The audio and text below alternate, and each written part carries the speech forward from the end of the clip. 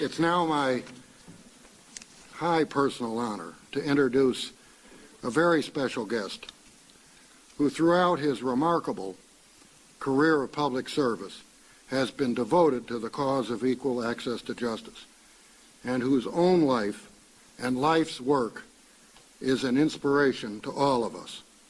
It's my great privilege and high honor to introduce the Vice President of the United States, Joseph Biden. Thank you, John. Judge, how are you?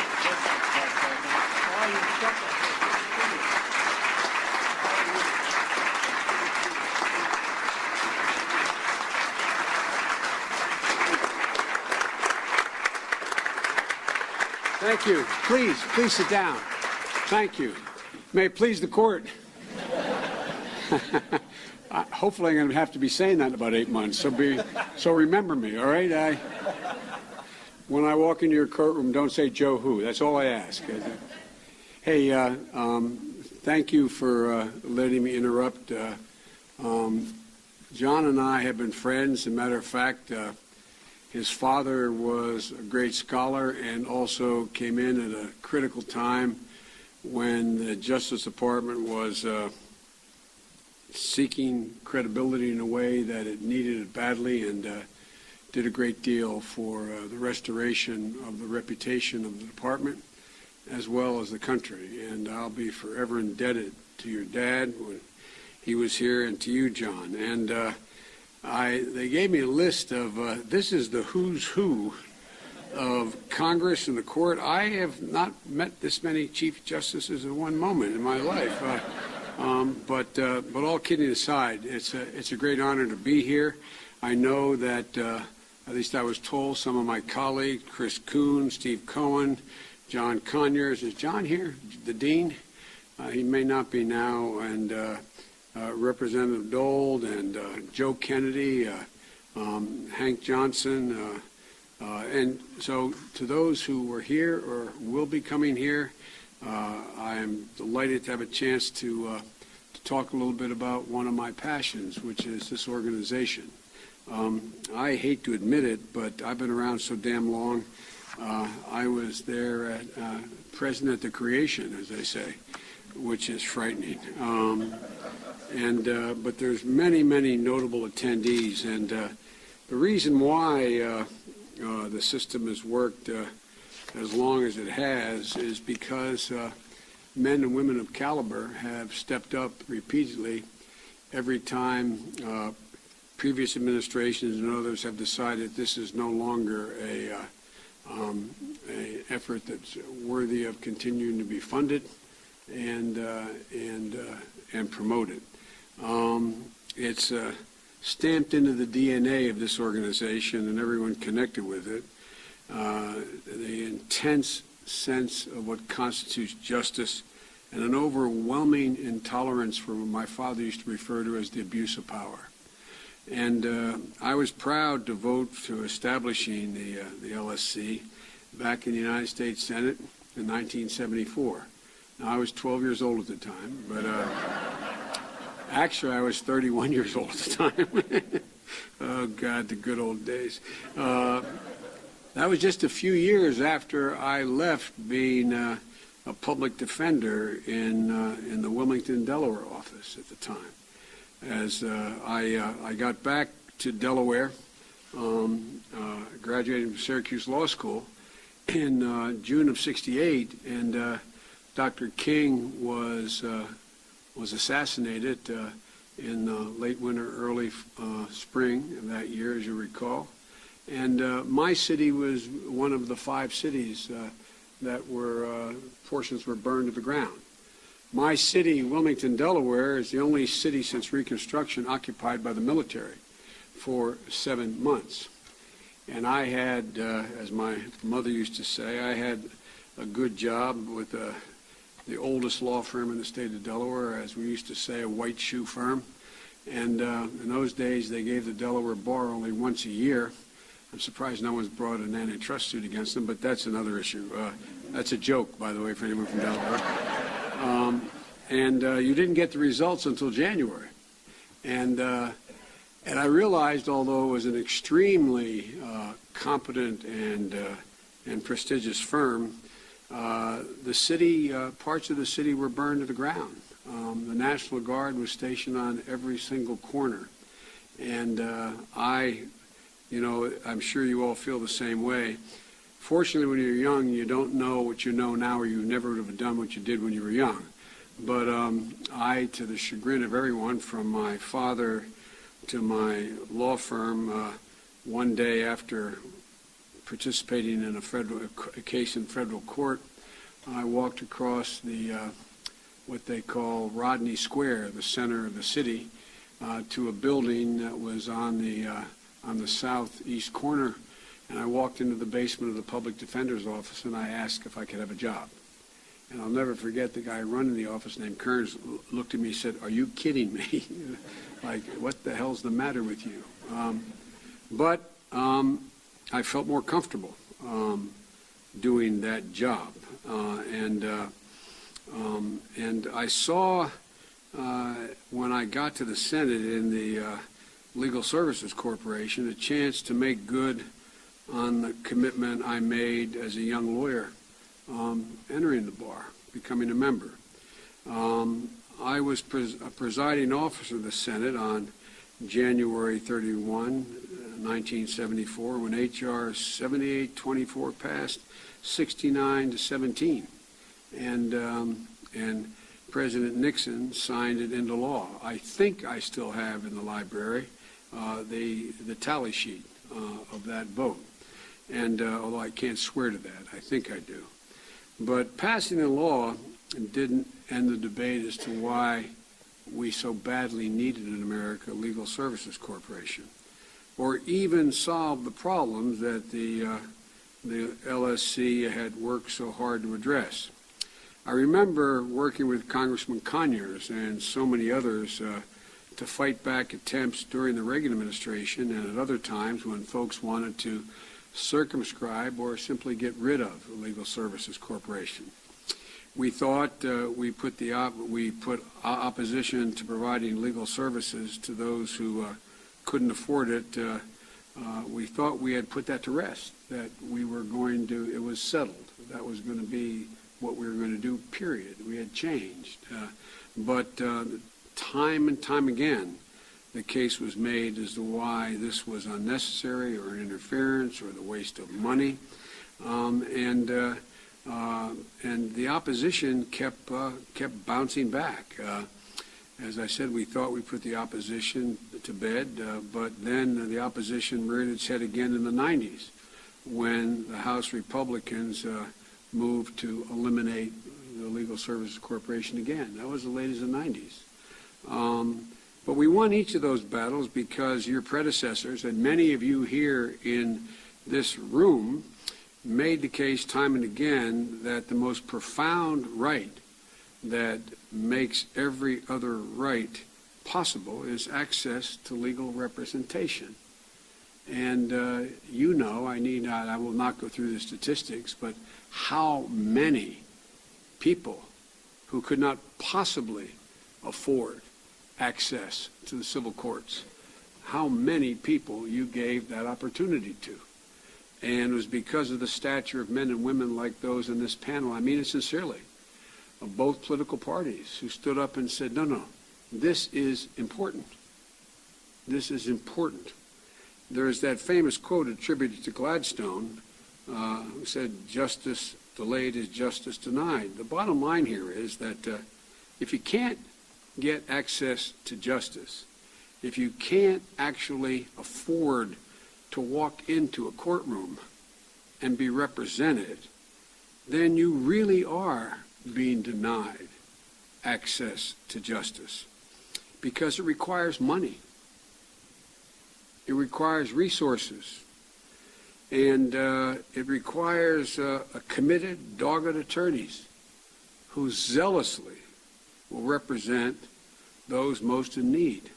I remember one of the last things I did as ranking member of the Judiciary Committee before I left the Senate was we went out and found out that the cost of civil representation the square footage of the office space that the average lawyer had in a metropolitan area was half of what the representation cost on an hourly basis. And so without volunteers, which are important, but without an institutional structure that people can turn to know that there's help, there is no access to the civil justice system. You can't afford it. Even people with money have trouble affording access to the civil justice system. And but without you, tens of thousands of low-income and middle-income folks working 2 jobs, making the minimum wage, struggling to just put food on the table and pay the rent, or if they're lucky enough, pay the mortgage, they wouldn't have access, period. They wouldn't have access at all. And without you, the mother in Wilmington or Chicago making $20,000 a year would never be able to afford a lawyer she needs to get a divorce from an abusive husband and maintain custody of her children. Without you, the veteran coming home from Iraq or Afghanistan would have no money and no way to get help to keep his house in Kentucky or Ohio from going into foreclosure. Without you. And I mean it. I mean it literally. This is not figurative. This is literally true. Without you, seniors would be more susceptible to consumer fraud. In most cities, the median hour rate for an attorney in a private firm is between $200 and $400 an hour. And the vast majority of folks cannot afford that. It's estimated that 20% of Americans are in need of legal assistance, legal aid assistance. In many states, over half the civil cases had one party with no representation. Now, today, now. So the need remains, and you're meeting it year after year. In 2015, 134 legal aid programs in 799 offices in every state in the territory. 30% of the legal services cases involve representing a woman in an abusive relationship. 30%. They're staffed, those offices, by 8,600 people, lawyers, paralegals, support staff. 75% of your staff, attorneys, are women. They serve 1.8 million people living below the poverty line. As my mother would say, if she were here, what would we do without you? No, I mean that in a literal sense. What would we do without you? You continue to find ways to ensure continued access to justice for all. You partner with law schools through clinics to instill into third-year students what it means to be an officer of the court, using information and technologies and apps to more quickly assure clients get all the services they're qualified for. You're using modern targeting resources to identify where legal services are needed most in our towns, in our cities, and in our counties. President Obama and I have been absolutely committed to supporting the Legal Services Corporation. As soon as we entered office, the President asked me to lead what was referred to as the Middle Class Task Force. That was, I had the authority to convene, and I think I convened 18 cabinet meetings of every cabinet member. And the first meeting I convened, I said, with his authority, that I wanted every cabinet member, by the time we met 3 weeks later, to tell me the name of the person they hired who had no responsibility other than getting up every morning and deciding, what can I do administratively in this agency to ease the burden on middle-class people who are being clobbered because of the Great Recession. That was the only job. The only job. Not looking at what could we legislatively change. What could we do immediately to ease the burden on people who were devastated by that financial crisis?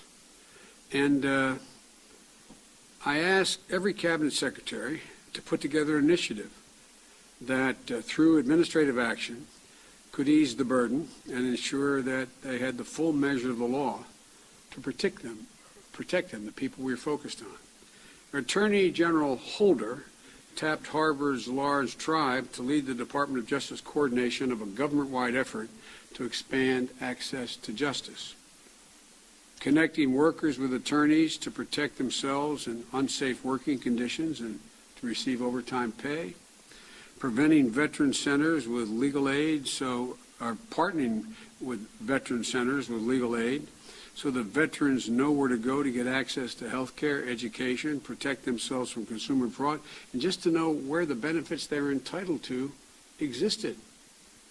Providing foreclosure mediation and counseling strategy for lawyers on behalf of millions of folks who, through no fault of their own, found themselves underwater on a mortgage, facing foreclosure, never having missed a mortgage payment. And there were tens of thousands of those people. It mattered for so many issues, especially when it comes to something I have felt strongly about since I entered the United States Congress, and that is violence against women, domestic violence.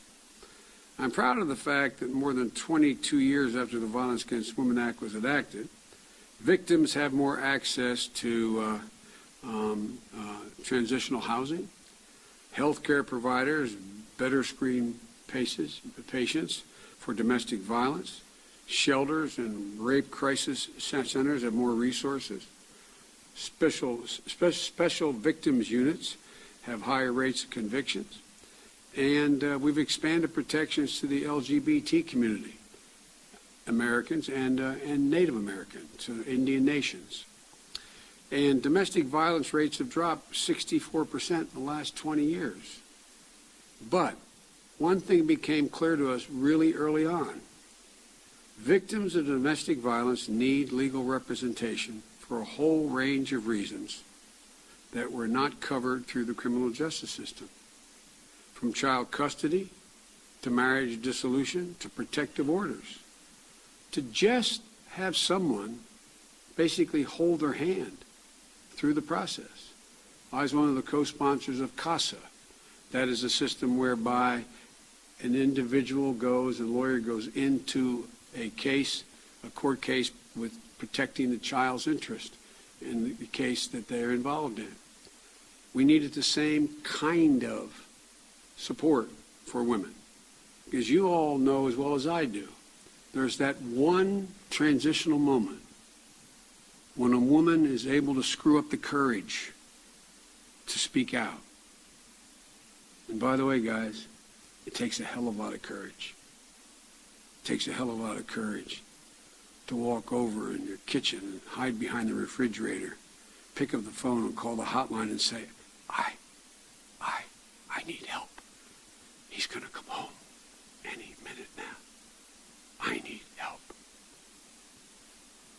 When I was pushing to pass the legislation, I'd go around to basically men's organizations and make the case, and I'd always hear, why don't they just leave? Why don't they just... And I'd ask, I said, how many of you guys saw the movie Deliverance? And everybody'd raise their hand.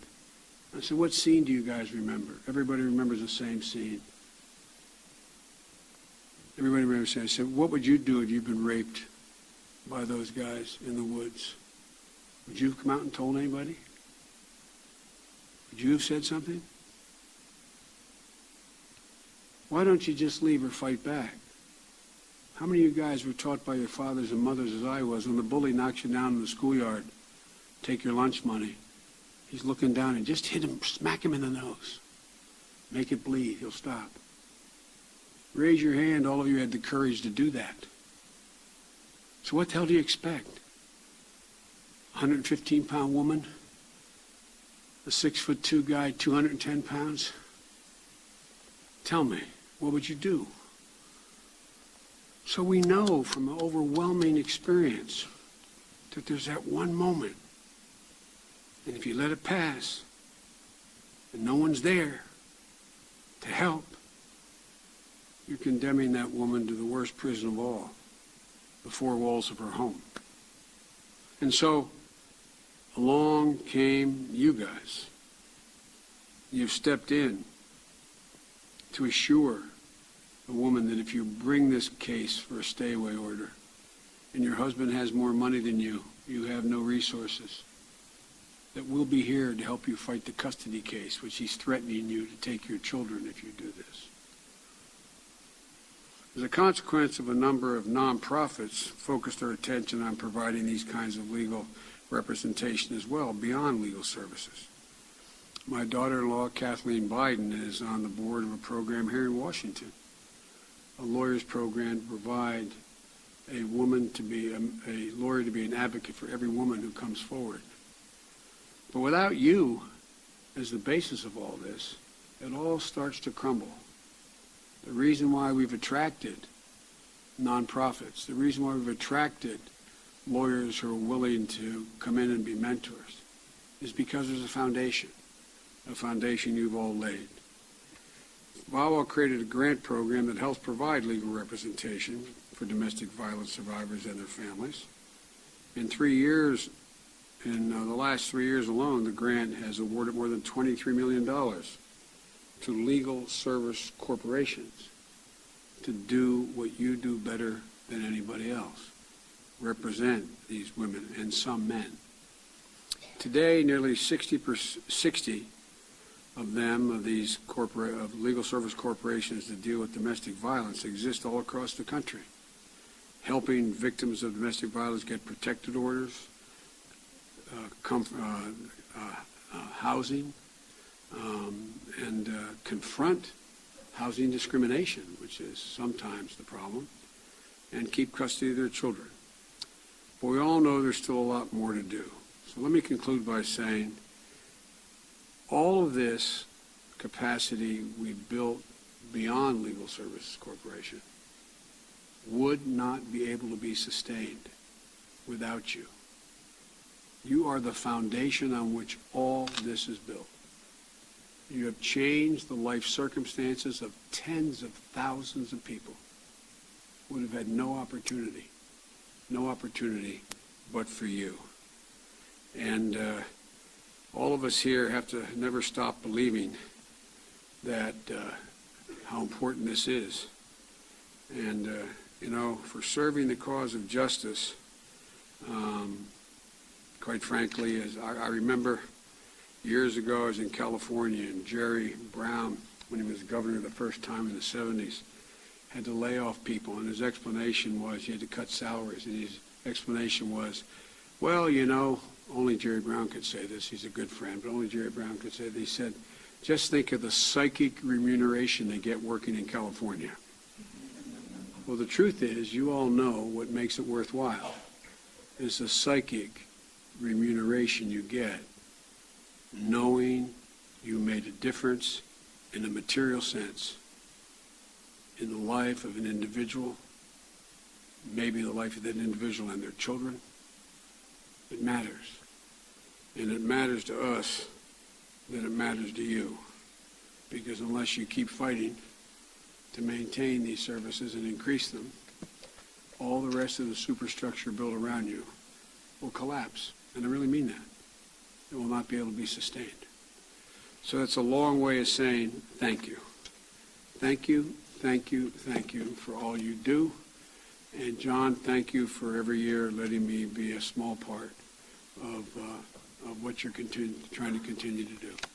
And may it please the court, I'm getting the hell out of here to go to the Situation Room, if that's okay. All right? Thank you.